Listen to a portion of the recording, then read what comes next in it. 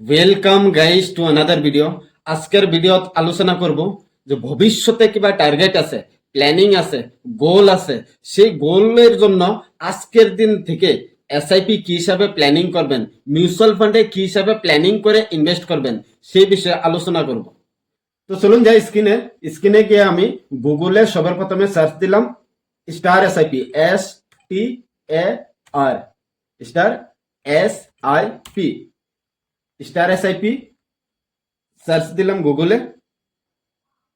Search দিয়ে এই যে সবার প্রথমে এই যে লিঙ্কটা আছে, এই লিঙ্কে ক্লিক করলাম। নাম্বার 1-এ যে লিঙ্কটা আছে এই লিঙ্কে ক্লিক করলাম।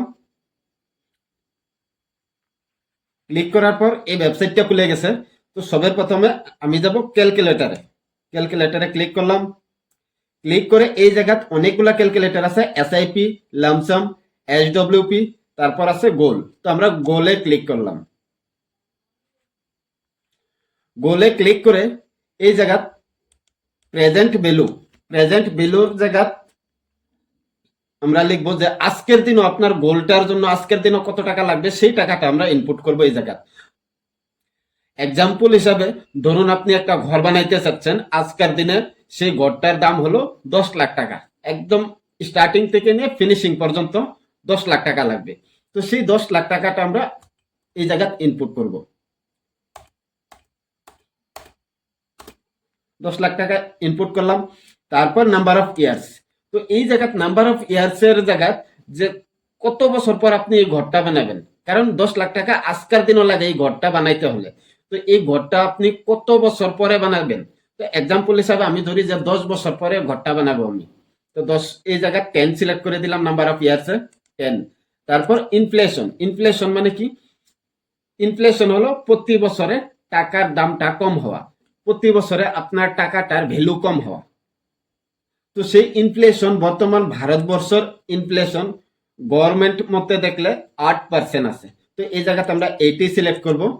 এই জায়গাত অ্যানুয়াল রিটার্ন মানে আপনি যে ইনভেস্ট করবেন মিউচুয়াল ফান্ডে সেই ইনভেস্টমেন্টটার উপরে কত পার্সেন্ট রিটার্ন আসবে। তো আমরা 15% ধরবো, কারণ এনএসির যেটা নাকি ইন্ডেক্স নিফটি 50 কে দেখলে অনেক বছর ধরে নিফটি 50 15%-এর আশেপাশে রিটার্ন দিয়ে আসছে। তো আমরা 15 ধরবো, 15 ধরে সাবমিট করে দিলাম। তো এই জায়গায় দেখাচ্ছে যে 10 লাখ টাকার ঘরটা আজকের দিনও 10 লাখ টাকা।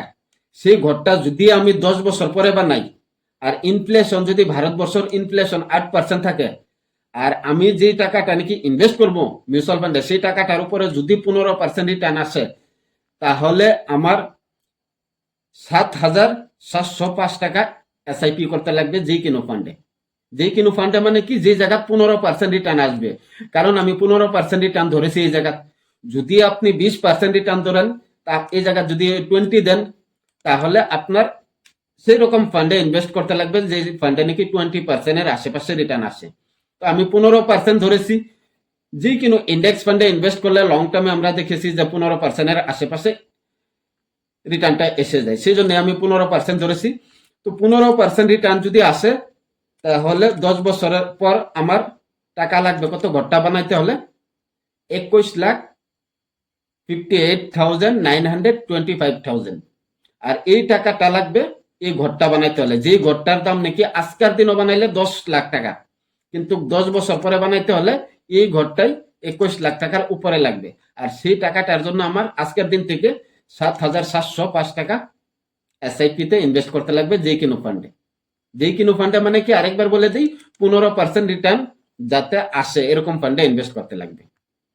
আরেকটা ক্যালকুলেশন যদি আমরা করি, ধরুন আমি একটা গাড়ি নিব 5 লাখ টাকা, আজকের দিনও গাড়িটার দাম 5 লাখ টাকা, কিন্তু গাড়িটা আমি নিব 15 বছর পর। এরকম টার্গেট থেকে অনেক মানুষের অনেকগুলা প্ল্যানিং থাকে। তো আমি একটা এক্সাম্পল নিছি, তো আপনারা প্ল্যানিং হিসাবে ক্যালকুলেশন করবেন, আপনার কি প্ল্যানিং আছে, কত বছর পরে কত টাকা লাগবে সেই হিসাবে প্ল্যানিং করতে পারেন। তো আমি ধরছি যে 5 লাখ টাকার একটা গাড়ি কিনবো 15 বছর পর, ইনফ্লেশন 8% ঠিকই আছে, আর অ্যানুয়াল রিটার্ন 15% ঠিকই আছে। তো আমি সাবমিট করে দিলাম। তো এই 5 লাখ টাকার গাড়িটা যদি আমি কিনতে যাই 15 বছর পর, তাহলে আমার টাকা লাগবে 15 লাখ টাকার বেশি।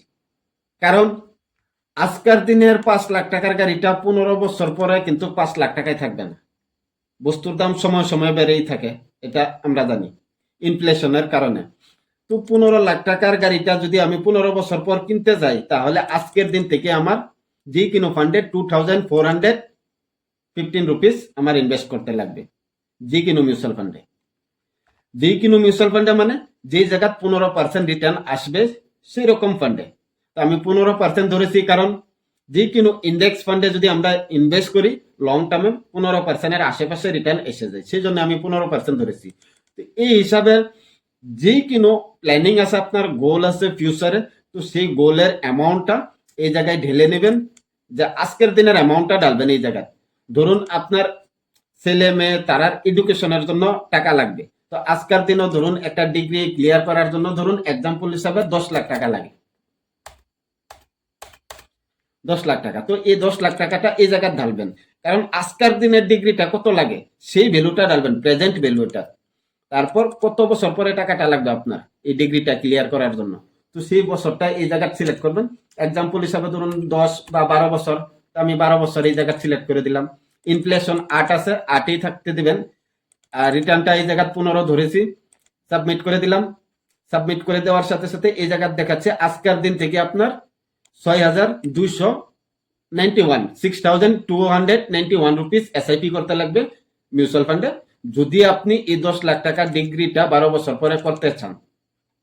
আর 12 বছর পরে এই 10 লাখ টাকা ডিগ্রিটা লাগবে কত, 25 লাখ টাকা সেই সময়, কারণ সব বস্তুর দাম এই সময় সময় কিন্তু বেড়েই থাকে ইনফ্লেশনের কারণে।